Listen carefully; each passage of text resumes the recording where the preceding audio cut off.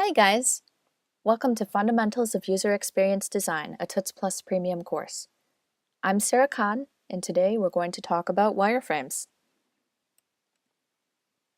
Here's what we're going to cover. Why wireframe? Traditional wireframes, sketching, tools, incorporating feedback and iterating, and then we will have an assignment. So why do we make wireframes anyway? Well, building websites and applications is a highly visual process. It's hard to talk about abstract things without a good way to visually understand what you're talking about. Detailed visual mockups fill this role as well, but before you jump straight to the visual design, it's important to establish the bones of your design. The wireframe allows you to work with layouts, requirements, and ratios without delving into the messy quagmire of emotion that is color, design, and branding. From a usability perspective, you might know that you need to place the navigation on the left of the page. It's easier to make a reasonable case for this if you haven't complicated the equation with shiny blue buttons. Once color is introduced, unfortunately, that seems to be the only thing people can focus on. This makes it more challenging to stick to your design requirements. The wireframe brings clarity to the process, and it allows us to focus on the actual elements of the page. The traditional wireframe is quite detailed and rendered by a digital drafting tool. It's generally fairly polished and contains all the elements possible. This is an example of a traditional wireframe. The navigation is completely fleshed out, the content blocks include all the pieces, it includes where images will be placed and where media such as video will be placed, search box, logo, detailed footer with social media icons. It's basically how the site is going to look, minus the color, graphic components, and filling in the actual data. What could you use to create a wireframe like this one? Here are just a few web-based tools. I've gotten every one of these, and they all have their good points. Mockingbird and Balsamiq are both very popular and well-known. They both have a small free version, but for more than somewhere in the neighborhood of 5 to 10 wireframes, they start to charge. Cuckoo is newer and will allow up to 25 free wireframes, although, well, how long that will last, I don't know. Glyphy is more of a multi-purpose diagramming tool, where they don't have as many shapes that are predefined web elements, but it's still good sometimes. Many of the desktop tools are larger, more expensive, and more powerful than their web-based counterparts. They allow more flexibility and more detail, but don't necessarily allow you to toss things together quite as quickly.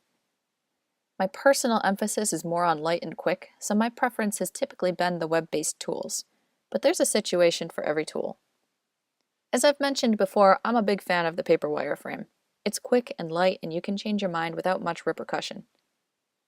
You haven't invested as much time or effort in the creation of the actual wireframe, so you may find you're less adverse to making changes, writing on it, or tossing it straight in the recycling bin.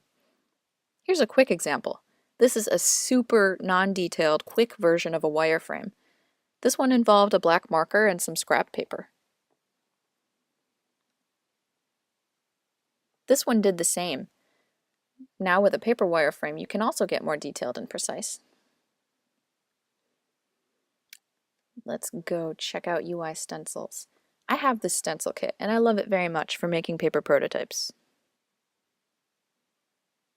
The website stencil kit. So here you see it's got all the elements that you might use.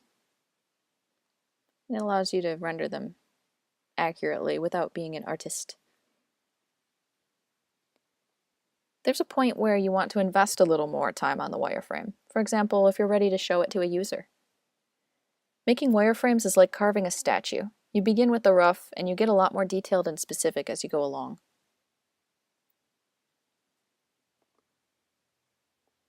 An iteration refers to the process of taking a wireframe, showing it to someone, discussing it, and then agreeing on changes. Then you make the next version. There might be a few elements that you'll move to different places or features that you'll add. You might get more detailed. You then take that version and show it to some more people and get more feedback. Rinse and repeat. I don't generally like to go through more than 3 or 4 iterations on a wireframe, but depending on your clients and your process, you may need to iterate a few more times than that.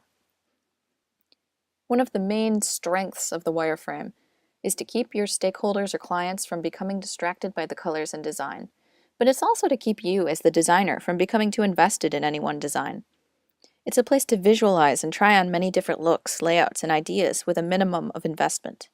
So try to keep that in mind when you're creating your wireframe and avoid getting too attached. All right, time for an assignment. Make a wireframe.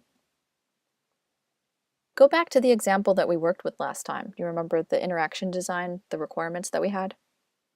Create a wireframe of the Super User List View page.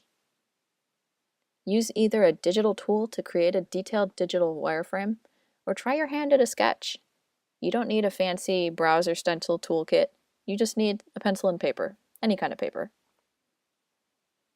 Next time on Fundamentals of User Experience Design will be Lesson 13, Creating a Design, Visual Design Edition. This is Sarah Kahn, and from all of us here at Toots Plus, thanks for listening.